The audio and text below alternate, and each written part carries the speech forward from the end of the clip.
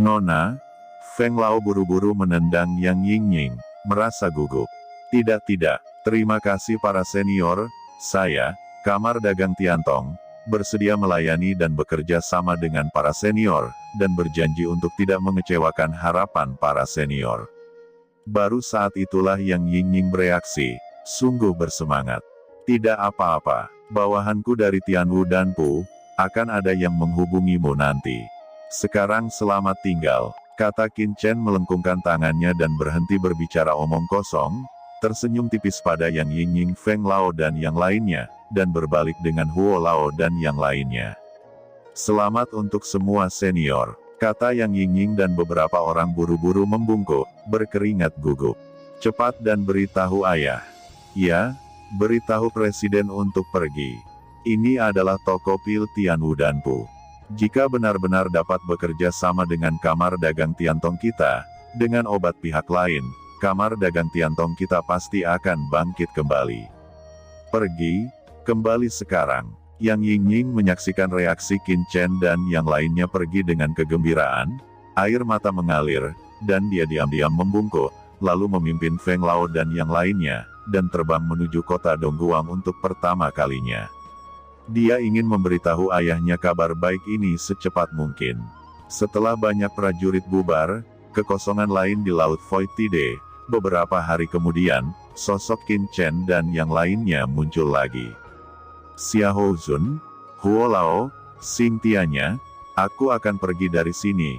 Kalian bertiga akan kembali ke kota Dongguang untuk menjadi tuan rumah toko pil Tianwu untukku, dan akan ada di antara kalian yang akan menghubungi Paviliun Cendi.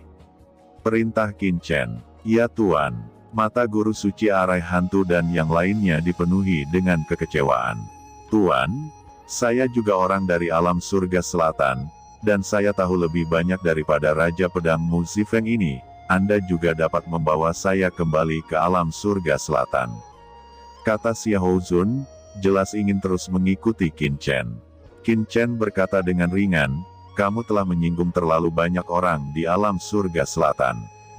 Selain itu, aku cukup mengikuti Raja Pedang Mu Zifeng. Bakat Anda harus digunakan di alam surga timur untuk melindungi Paviliun Cendi dan Tianwu dan Pu untuk saya. Dan kemudian buat saluran transmisi spasial di antara keduanya. Kata Qin Chen. Baik tuan, jawab Tuan Suci Arai berkata dengan getir. Dan kalian berdua, Xing Tianya, kalian akan menjadi bendahara Tianwu dan Pu. Di ruang penyimpanan yang saya berikan sebelumnya, ada banyak pil yang sebelumnya saya sempurnakan di kota Dongguang, dan hari ini saya baru memurnikan.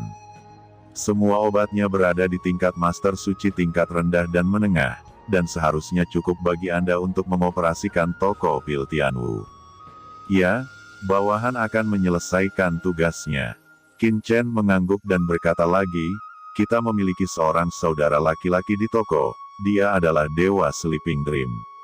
Mengenai keamanan akan baik-baik saja, tetapi urusan dengan Kamar Dagang Tiantong, silahkan Anda urus. Tentu saja, Anda juga dapat menemukan kamar dagang lain untuk bekerja sama, saya yakin Anda dan Huo Lao tidak akan mengalami masalah. Kata Qin Chen. Setelah itu, Qin Chen memberikan perintah terperinci lagi, dan baru kemudian dia mengeluarkan kapal terbang, dan dengan cepat menyapu ke kedalaman laut pasang surut bersama Yu Qiansu dan Mu Zifeng. Hanya saja Laut Void tidak terlalu luas, dan hingga saat ini, tidak ada orang atau kekuatan yang kuat yang dapat menjelajahi Laut Void tidak ini secara menyeluruh. Pada saat ini, di laut pasang surut ini, aliran cian merobek gelombang hampa yang membuka jalan, dan terus tenggelam ke kedalaman kehampaan. Itu adalah harta suci kapal terbang yang dikendalikan oleh Qin Chen. Penatuamu, kapan kita bisa mencapai alam surga selatan? Qin Chen bertanya ketika dia melihat peta Void Tidesi. Sword King Mu Zifeng buru-buru memberi hormat. Kembali ke guru, Laut Void tidak terlalu luas. Biasanya, bahkan jika kita mengambil jalur kosong yang paling aman, kita membutuhkan setidaknya 3 tahun untuk mencapai alam surga selatan. Qin Chen mengangguk. Memikirkan hal ini, Qin Chen mengeluarkan peta dan berkata, Tuanmu, lalu Anda lihat, seberapa jauh lokasi di peta ini dari kita sekarang? Tanya Qin Chen. Peta ini diberikan kepadanya oleh bandit Void yang memintanya untuk menyempurnakan pil asal surgawi Dao ilahi sebelumnya. Ini mencatat lokasi di mana dia memperoleh buah asal surgawi Dao. Dikatakan bahwa itu masih merupakan gua alkimia yang kuat. Qin Chen tidak percaya ini di dalam hatinya. Seseorang akan sangat baik, dan akan memberikan peta seperti itu untuk dirinya sendiri, jadi dia hanya bertanya dengan santai. Tuan, lokasi yang terekam di peta ini relatif jauh. Itu dianggap sebagai tempat di mana Void Tidesi lebih dalam. Itu harus berjarak 2 bulan dari saluran Void normal. Bola-balik akan memakan waktu hampir setengah tahun. Mendengar itu, Qin Chen mengerutkan kening. Awalnya, butuh 3 tahun untuk pergi ke alam surga selatan. Qin Chen ragu-ragu untuk sementara waktu. Tiba-tiba Qin Chen sepertinya memikirkan sesuatu. Saat dia mengangkat tangannya, roh peri berekor 9 Su Xiaoxi muncul. Su Xiaoxiao, perhatikan baik-baik, seberapa jauh kita dari lubang cacing ras iblis yang kamu lihat di awal. Kata Qin Chen bertanya, hei, apakah kita di Void Tidesi saat ini? Su Xiaoxiao melihat keluar dengan heran, hanya untuk menyadari bahwa dia sebenarnya berada di Laut Void Tide. Su Xiaoxiao tiba-tiba melihat peta di tangan Qin Chen dan bertanya dengan heran, mengapa kamu memiliki peta ini di tanganmu? Lokasi lubang cacing yang saya sebutkan sebelumnya sangat dekat dengan lokasi yang ditandai di peta Anda, jadi saya penasaran, apa yang ada di sana? Qin Chen tidak menjawab kata-kata Su Xiaoxiao, tetapi memikirkannya lagi. Apakah ada hubungan antara lubang cacing dengan gua alkimia? Atau itu hanya kebetulan? Kemudian Qin Chen berkata, Tuanmu, ayo pergi ke posisi di peta ini. Perintah Qin Chen. Kemudian mereka terbang menuju lokasi yang ditandai di peta. Qin Chen memasuki cakram giok keberuntungan, dan mengkonsolidasikan ranah barunya. Tiba-tiba, apa yang telah terjadi? Sosok Qin Chen berkedip, dan dia muncul di kapal terbang dalam sekejap, dan Yu Qiansu juga terbangun dan muncul di luar. Sao Chen, apa yang terjadi? Qiansu bertanya dengan heran. Aku juga tidak tahu, jawab Qin Chen menggelengkan kepalanya, melihat keluar, dan segera melihat bahwa Raja Pedang Mu Zifeng sebenarnya bertarung melawan sesuatu di luar. Di sisinya, ada banyak cahaya merah, dan beberapa bau amis menyapu. Hati Qin Chen bergetar, dan dia segera tahu bahwa ini adalah Void Monster Beast. Sekelompok Void Crocodile Dragons. Sosok Qin Chen bergetar, dan Yu Qiansu juga datang ke dunia luar dalam sekejap. Setelah keluar, Qin Chen mengetahui kengerian naga buaya hampa ini. Hembusan udara hampa yang mengerikan berlalu, dan naga buaya hampa ini merasakan nafas manusia dan menjadi semakin gila. Tuan muda, Nona muda, kenapa kamu keluar? Kata Raja Pedang Mu Zifeng menebas naga buaya dengan tergesa-gesa. Qin Chen mengerutkan kening dan berkata, apa yang terjadi? Raja Pedang Mu Zifeng berkata, Tuan, rute ini biasanya aman, tetapi mungkin kelompok naga buaya ini sedang bermigrasi, jadi mereka mengepung kami, tapi jangan khawatir, saya bisa menyelesaikan naga buaya ini. Tuan dan Nyonya, Anda hanya perlu tinggal di Flying Tracer. Ucap Raja Pedang Mu Zifeng terus membunuh. Tidak perlu, biarkan aku datang, Qiansu, kamu dan tetuamu tetap jaga kapal terbang. Kata Qin Chen khawatir dia tidak punya apa-apa untuk menguji kekuatan supernatural barunya. Sekarang ketika dia bertemu dengan kelompok naga buaya kosong ini, Qin Chen berkata dengan santai, dan segera membunuhnya. Merasakan pembunuhan Qin Chen, raungan yang tak terhitung jumlahnya mengelilinginya. Naga buaya ini tampaknya kesal dengan tindakan Qin Chen, dan langsung menerkam ke arah Qin Chen. Qin Chen mendengus dingin, mengangkat tangannya dan meraih beberapa naga buaya yang bergegas maju. Sepotong ruang ini sepenuhnya milik Qin Chen, itu adalah dunia yang telah dia tangkap dalam kehampaan yang luas dan tak berujung ini, dan dia dapat melakukan apapun yang dia inginkan di ruang ini, meskipun itu hanya dalam waktu singkat. Dan naga buaya itu segera tampak terjebak dalam lumpur dan sedikit tidak bisa bergerak. Mereka meraung dengan marah, mencoba melepaskan diri dari pengekangan Qin Chen. Qin Chen segera merasakan reaksi yang kuat. Dia sekarang memahami kekuatan supernatural baru, dan kekuatan naga buaya ini telah memberi Qin Chen target yang sempurna.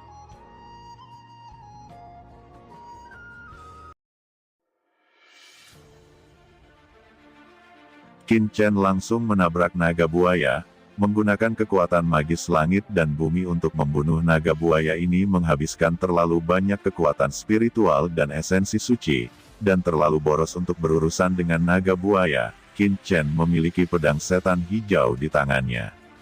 Lalu pedang iblis terpotong, memunculkan sinar cahaya pedang hijau. Dan di pedang ini, Qin Chen tidak menggunakan kekuatan magis lainnya, hanya mengintegrasikan tanda ilahi pembelah langit dan aturan ruang angkasa ke dalamnya. Daging dan darah beterbangan. Banyak naga buaya dengan basis kultivasi rendah tidak dapat menyelamatkan hidup mereka di bawah aura pedang spasial Qin Chen. Tetapi dengan pedang ini, Qin Chen membunuh lusinan naga buaya. Tapi hati Qin Chen tenggelam tanpa kegembiraan. Dia segera menemukan bahwa sebagian besar naga buaya yang terbunuh oleh pedang ini adalah naga buaya biasa, dan beberapa naga buaya yang setara dengan tingkat Master Suci tahap akhir tidak ada yang terbunuh.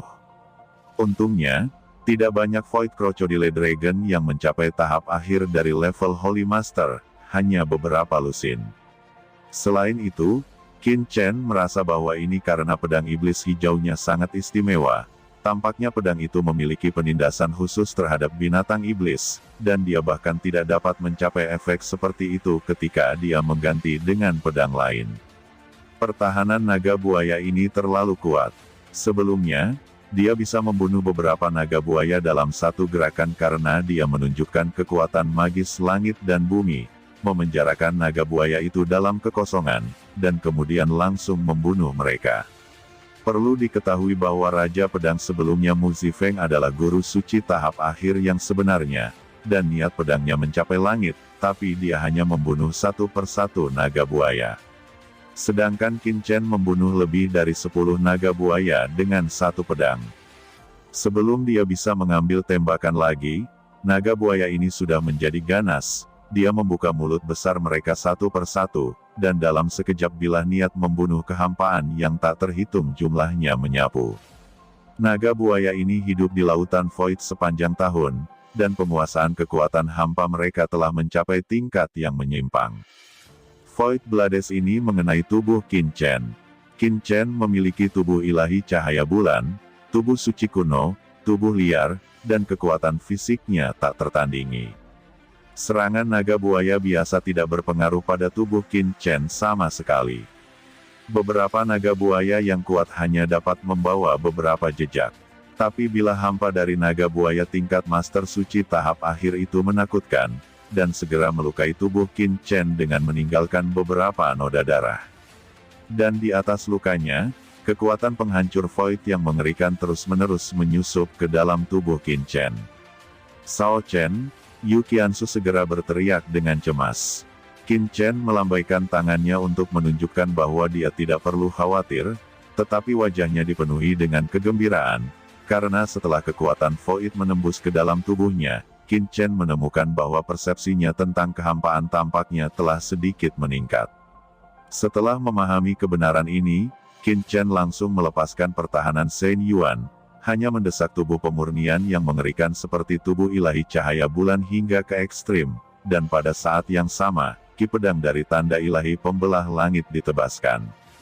Hanya dalam waktu singkat, daerah sekitarnya benar-benar dipenuhi dengan aura pedang Qin Chen Rikong Divine Mark Sword Ki, dan ruang kosong abu-abu di sekitarnya telah membentuk pusaran hijau. Kepala naga buaya terus-menerus dipenggal oleh Qin Chen, dan luka di tubuh Qin Chen meningkat dengan cepat. Dan strategi Qin Chen adalah seperti ini.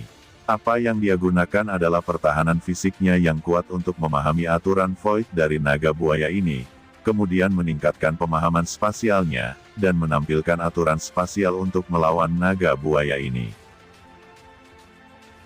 Selain itu, Qin Chen juga terkejut menemukan bahwa dengan cedera tubuhnya sendiri, pelatihan tubuhnya sebenarnya perlahan membaik. Meski kecepatan ini sangat lambat, itu bisa meningkatkan latihan tubuhnya.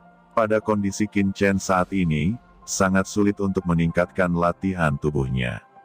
Tanpa harta karun dan keadaan khusus, akan sulit untuk meningkatkan pertahanan fisik Qin Chen. Tetapi serangan naga buaya ini menyebabkan daging Qin Chen perlahan-lahan menyerap kekuatan kekosongan, meningkatkan pertahanannya. Untuk sesaat, adegan itu sangat berdarah, dan Qin Chen menabrak naga buaya, melawan mereka dari jarak dekat.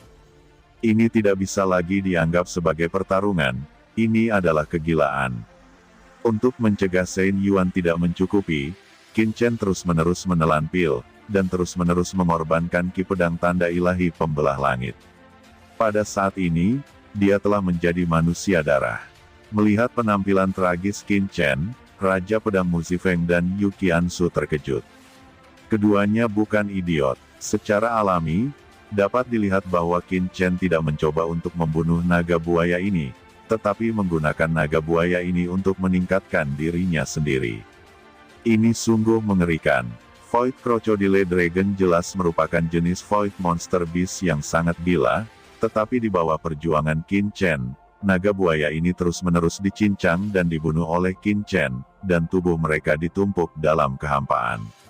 Di antara mereka, beberapa diambil oleh Void Turbulence dalam sekejap mata.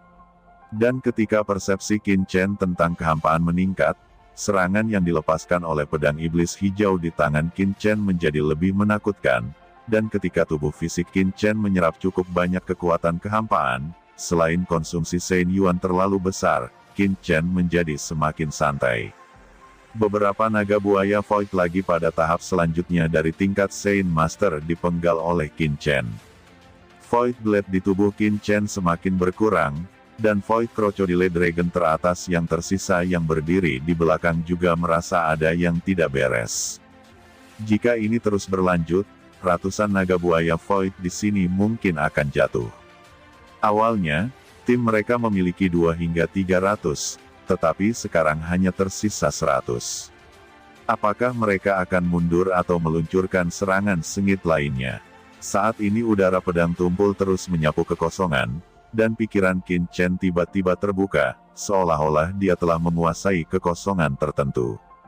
Aura pedang ini membawa hukum kehampaan berkabut, dan kekuatan luar angkasa yang kuat berubah menjadi pedang yang menakutkan, jatuh di antara kelompok naga buaya ini. Dalam sekejap, hampir 10 naga buaya dipenggal, termasuk 2 ekor naga buaya level guru suci tahap akhir. Naga buaya akhirnya tahu betapa kuatnya Qin Chen, dan merasakan ketakutan untuk pertama kalinya. Beberapa naga buaya Void Master Suci tahap akhir yang tersisa melolong, dan hampir 100 naga buaya Void yang tersisa segera mundur. Mayat yang tak terhitung jumlahnya mengambang di langit menghilang dari kehampaan dalam sekejap mata. Sao Chen, kamu baik-baik saja, kata Yu Qiansu dan Muzifeng buru-buru terbang dan bertanya dengan gugup. Pada saat ini Qin Chen berlumuran darah, terlihat sangat malu. Qin Chen tersenyum dan dengan cepat mengeluarkan beberapa pil suci penyembuhan dan menelannya. Perolehan kali ini sungguh luar biasa, membuatnya mengambil langkah lain dalam persepsi aturan ruang. Pergi, mari kita lanjutkan. Perintah Qin Chen, dan Yu Qiansu kembali ke harta suci terbang, sementara Raja Pedang Muzifeng memproses semua mayat naga buaya itu, dan mereka berangkat lagi. Di dalam cakram giok keberuntungan alam semesta, Qin Chen melepas pakaiannya, tubuhnya penuh darah, dia mencucinya, dan darah di tubuhnya menghilang. Tetapi setelah melawan Void Crocodile Dragon sepanjang hari, Qin Chen tidak bisa melihat tubuhnya yang tidak luka. Ada bekas luka di mana-mana. Qiansu, aku baik-baik saja, kata Qin Chen tersenyum. Sao Chen, berjanjilah padaku, jangan berusaha terlalu keras di masa depan. Meskipun Yu Qiansu tahu bahwa cedera Qin Chen tidak serius, dia masih merasakan sakit di hatinya saat dia membelai bekas luka di tubuh Qin Chen. Jika anak-anak kita tahu bahwa kamu bekerja sangat keras, itu pasti akan menyakitkan. bisik Yukiansu sambil memeluknya dari belakang. Qin Chen tiba-tiba tersenyum, "Qiansu, apakah kamu menginginkan seorang anak?" tanya Qin Chen. Yukiansu menundukkan kepalanya, wajahnya langsung memerah, dan dia tetap diam untuk waktu yang lama. Qin Chen tersenyum, berbalik, dan memeluk Yukiansu dengan erat, dan keduanya tiba-tiba mantap-mantap.